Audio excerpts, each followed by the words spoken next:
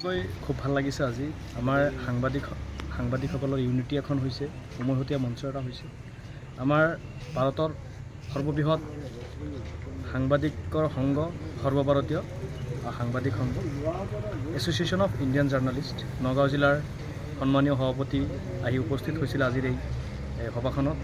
আৰু লগতে মই পোনপ্ৰথমতেই আজি যিসকল মোৰ সতীৰ্থ সাংবাদিক আজি মোক সন্মান জনাইছে, যিসকল সাংবাদিকে মোক আমাৰ সতীৰ্থ সাংবাদিকে যিসকলে আদৰণি জনাইছে, পোনপ্ৰথমত তেখেতসকলক মই অন্তৰৰ পৰা ধন্যবাদ জ্ঞাপন কৰিছোঁ।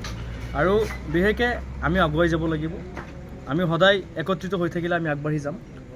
আজি আমাৰ এছ'চিয়েশ্যন অফ ইণ্ডিয়ান জাৰ্ণালিষ্টৰ সভাপতিৰ দায়িত্ব আমাৰ বিশিষ্ট সাংবাদিক তথা সমাজসেৱক আবুল বাছাৰ চাহাবকে আদি কৰি আমাৰ এইখন সমিতিত হেমন্ত শইকীয়াকে আদি কৰি আমাৰ হেমন্ত শইকীয়া উপদেষ্টা বাহাৰুল ইছলাম, আমাৰ বিশিষ্ট সাংবাদিকসকলক সাঙুৰি আজি যি 12জনীয়া 11জনীয়া এটা সাংবাদিক সংঘ বা এছ'চিয়েশ্যন অফ ইণ্ডিয়ান জাৰ্ণালিষ্টৰ ৰূপহী আঞ্চলিকৰ এখন পূৰ্ণাংগ সমিতি হৈছে। জেনেৰেল ছেক্ৰেটাৰী ৰচিদুল হক। মই মোৰ তৰফৰ পৰা সকলোকেই মই এটা কথাই আহ্বান কৰিম যে আমি একত্ৰিত হৈ থাকিলে আমি সদায় যুঁজিব পাৰিম।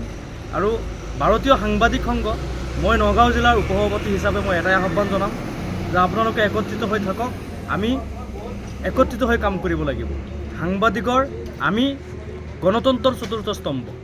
আমাৰ দ্বাৰা গণতন্ত্ৰ ঠিক থাকিব। আমি ঠিক ৰাখিব হ'লে আমি একত্ৰিত হৈ যুঁজিব লাগিব। আমাৰ কোনো প্ৰব্লেমত আমি চবেই একত্ৰিত হৈ মাৰ বান্ধি থিয় দিব লাগিব। মই এটাই আহ্বান জনাম যে আপোনালোকে নিৰ্ভীক আৰু নিৰপেক্ষভাৱে কাম কৰি যাওক, পিছফালে চাব নালাগে।